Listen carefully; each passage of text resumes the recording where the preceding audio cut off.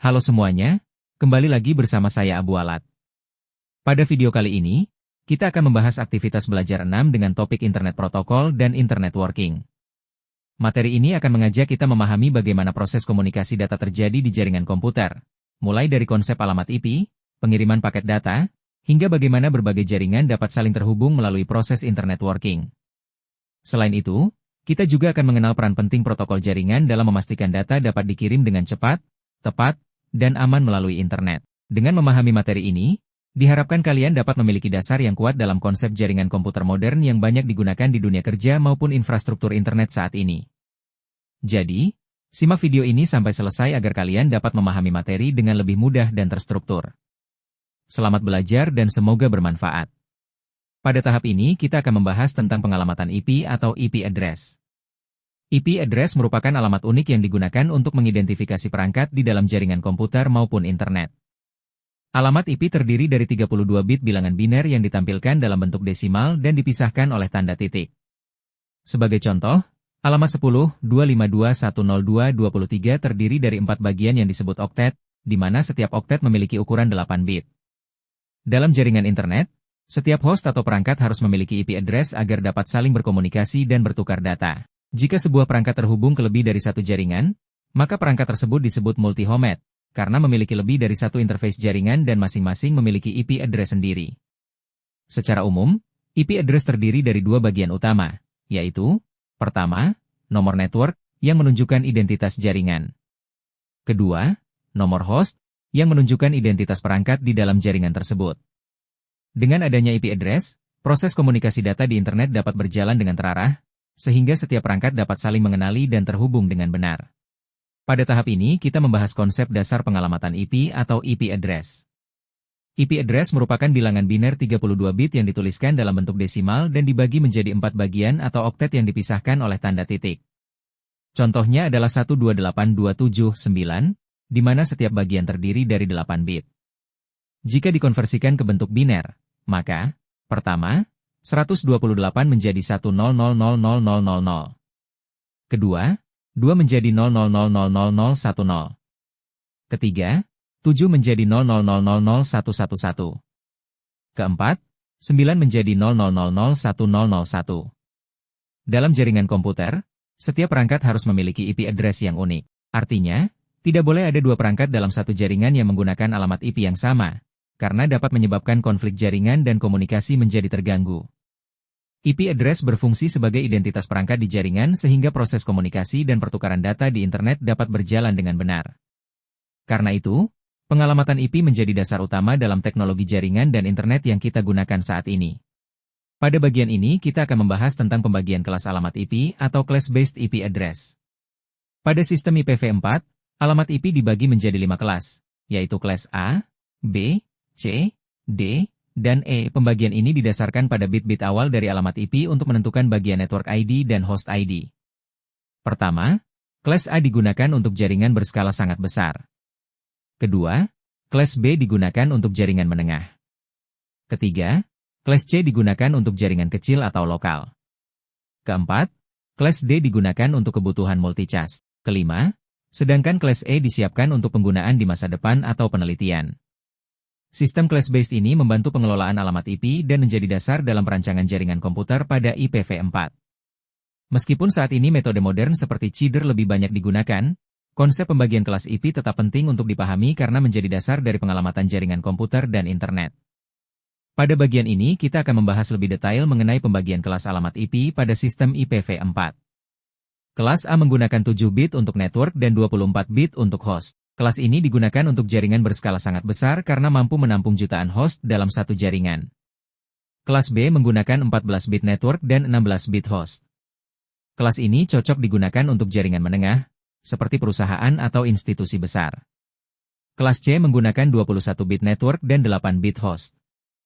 Kelas ini paling sering digunakan pada jaringan kecil atau lokal karena jumlah host maksimalnya sekitar 254 perangkat. Selanjutnya, kelas D digunakan untuk kebutuhan multicast, yaitu pengiriman data ke banyak tujuan sekaligus. Sedangkan kelas E disediakan untuk kebutuhan penelitian dan pengembangan di masa depan. Dengan pembagian kelas IP ini, pengelolaan alamat jaringan menjadi lebih efisien sesuai dengan ukuran dan kebutuhan jaringan komputer. Pada bagian ini kita membahas beberapa alamat IP yang perlu diperhatikan dalam jaringan komputer. Pertama, network address, yaitu alamat dengan semua bit host bernilai 0. Alamat ini digunakan untuk menunjukkan identitas suatu jaringan. Contohnya adalah 192.168.1.0. Kedua, broadcast address, yaitu alamat dengan semua bit host bernilai 1. Alamat ini digunakan untuk mengirim data ke seluruh perangkat dalam satu jaringan, contohnya 192.168.1.255. Ketiga, loopback address, yaitu alamat IP 127.0.0.0 yang digunakan oleh sistem lokal untuk melakukan pengujian atau komunikasi dengan perangkat itu sendiri. Memahami jenis-jenis alamat IP ini sangat penting agar konfigurasi jaringan dapat berjalan dengan benar, aman, stabil, dan terhindar dari konflik jaringan. Pada bagian ini kita membahas tentang IP subnet atau subnetting, yaitu teknik pembagian jaringan IP menjadi beberapa jaringan yang lebih kecil. Perkembangan internet yang semakin pesat menyebabkan kebutuhan alamat IP terus meningkat. Oleh karena itu, subnetting digunakan agar pengelolaan jaringan menjadi lebih efisien, aman, dan teratur. Dalam subnetting, alamat IP dibagi menjadi 3 bagian, yaitu nomor jaringan, nomor subnet, dan nomor host. Pembagian ini membantu administrator mengatur jaringan sesuai kebutuhan. Proses pembagian jaringan dilakukan menggunakan subnet mask atau netmask. Contoh netmask yang umum digunakan adalah 255.255.255.0 atau /24. Netmask berfungsi untuk menentukan bagian network dan host pada sebuah IP address. Dengan subnetting, jaringan menjadi lebih efisien, meningkatkan keamanan, serta memudahkan manajemen dan troubleshooting jaringan. Pada bagian ini kita membahas tentang IP routing, yaitu proses pengiriman paket data dari satu jaringan ke jaringan lain. Routing dibagi menjadi 2 jenis. Pertama, direct routing, yaitu pengiriman data secara langsung karena perangkat masih berada dalam satu jaringan yang sama. Pada kondisi ini, paket data tidak memerlukan router tambahan untuk mencapai tujuan. Kedua, indirect routing, yaitu pengiriman data ke jaringan yang berbeda melalui perantara berupa router. Router berfungsi meneruskan paket data agar dapat sampai ke jaringan tujuan. Routing sangat penting karena memastikan data melewati jalur yang tepat, sehingga komunikasi jaringan menjadi lebih cepat, stabil, efisien, dan aman. Pada bagian ini kita membahas metode pengiriman data dalam jaringan, yaitu broadcast, multicast, dan anyast. Pertama, broadcast adalah metode pengiriman data ke semua host dalam satu jaringan. Contohnya alamat 192.168.0.255. Ketika data dikirim ke alamat ini, seluruh perangkat dalam jaringan akan menerima data tersebut. Kedua, multicast adalah pengiriman data hanya kepada kelompok host tertentu yang sudah tergabung dalam grup multicast. Alamat multicast menggunakan IP kelas D, misalnya 224111. Dengan metode ini, data hanya diterima oleh host yang terdaftar dalam grup tersebut. Ketiga, anyast adalah metode pengiriman data ke salah satu server terbaik atau terdekat dari beberapa server yang memiliki layanan sama. Contohnya pada layanan FTP atau server internet modern. Jadi, broadcast digunakan untuk semua host, multicast untuk grup tertentu, dan anyast untuk memilih satu server yang paling optimal. Pada bagian ini kita membahas tentang Internet Control Message Protocol atau ICMP, yaitu protokol yang digunakan untuk memberikan informasi ketika terjadi masalah atau kerusakan pada pengiriman IP datagram.